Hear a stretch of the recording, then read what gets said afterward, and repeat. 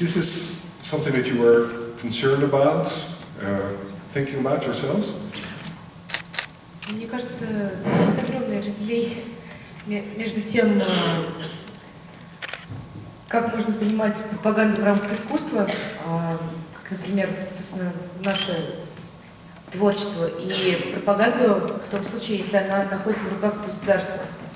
You know, I think there's a huge division which should be made by what you have in terms of propaganda that is done by the state with all the resources of the state, and the propaganda that we do as artists in terms of art. So essentially both are propaganda, but these are two very different things.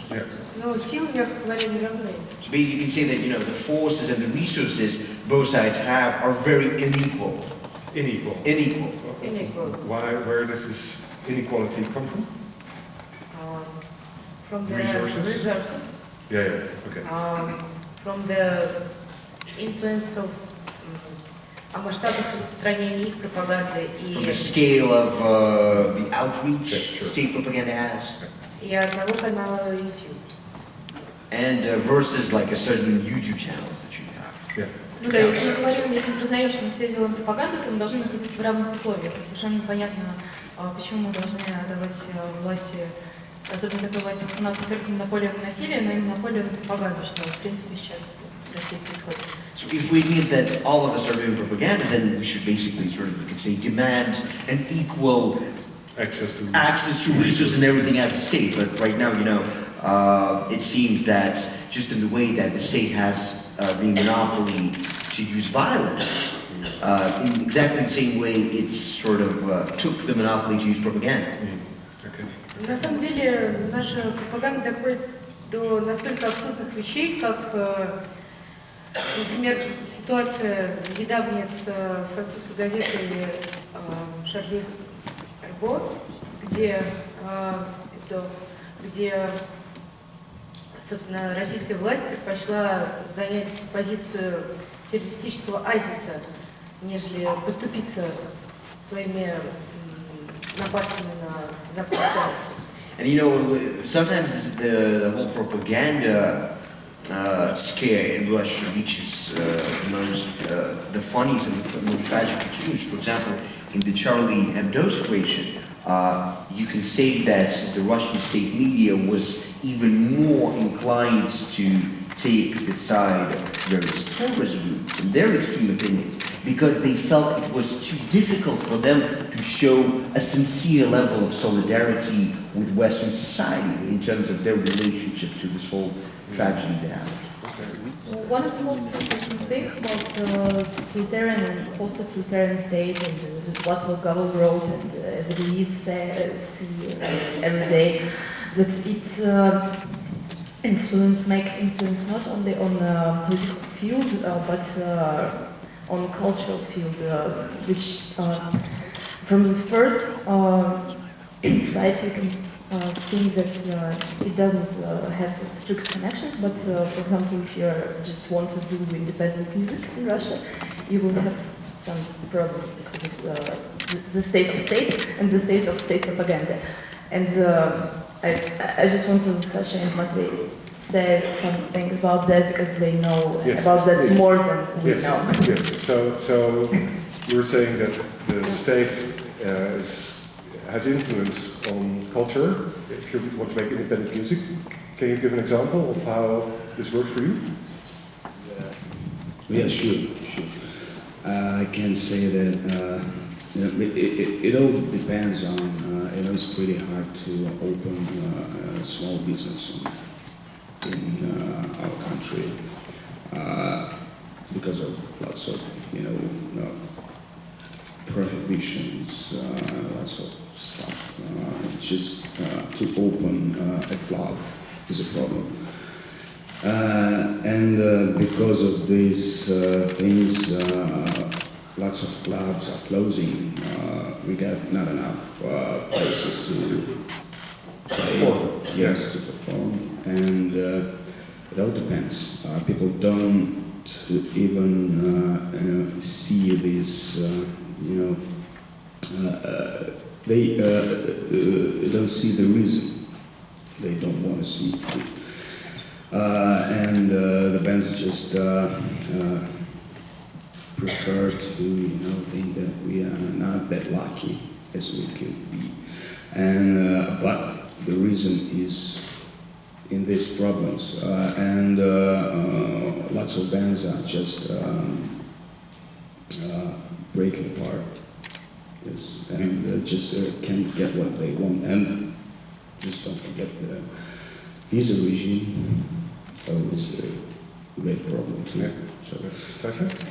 Oh, I just want to say about that. Everybody knows that if you want to have some fans or followers, you have to teach them what to listen and what to not listen, because it's a huge idea. And in our country, it's really, really, really difficult. Just because Matt is right, we don't have, rich subculture of underground music, because we know that some 50 years ago it was a really crazy time because everybody was in this wave. But now we can't to create some new wave just because we have no place to do that. And it's really sad. That's why we're trying to play everywhere, and that's why we are really happy to be here, of course, because we feel ourselves like girls one day, because we're like coming back from prison, and that's why it's so important for us to support them, and we're really happy that they support us, because in some ways we are really similar. Because we're just making something really, really underground. And maybe one day it will be something for somebody. Yeah. And it's the main thing, just to have fun. Yeah. And that's all. Okay, well, sorry, Matt. it's pretty hard to just show people that Russian music exists too. I mean, underground music, even rock music, yes, people don't see. They just don't want to see that, and I understand that. I mean Western people. And it's fair, but not in every case. So anyway, we will try to ruin this, ruin these thoughts. And so we should talk about our music that we've been working on. Yes, a couple of weeks, I think, months ago. In New York, we had a great, how do I call it, journey in New York, and instead of one song, which was planned, we recorded 4 extra ones. 5. And 5, yes. And you work with some New York musicians also? Or? Yes, so we tried to show, we try to help Pussy Riot to show people different kind of art, different kind of records and performance, and different kind of everything and there's a lot of experiments. We worked in different styles, completely different sometimes, with great musicians such as Lenny Kaye. Lenny Kaye, yeah. Patti Smith. Patti Smith. Oh, yes. And so, etc. Yeah, it will be surprised, I think. Looking forward to it. Yes. It was really interesting. Yeah. Yes. And the result, I hope it will be We're waiting for it. surprisingly interesting. Yeah. Can I ask you, when we spoke a little bit about the role of film in your work and what you try to achieve, can you compare for us how film helps you and how you work with music? And it's clearly different medium has a different effect. Yes, we always work with music and film in one moment. And that's why now we recorded the songs about what Moskva just said, but we want to release it with video pieces. Yeah. But video clip or? Like, well, you don't really have like Pussy Riot songs without a music video. Yeah. Basically, all the songs done and released by Pussy Riot happen either in the form of actions, either in the form of a certain video piece which is filmed. We just believe that video is as important as a song, and all this is. It works. Yeah. Yes, it works YouTube hits, that's perfect. together. Yeah, yeah, perfect.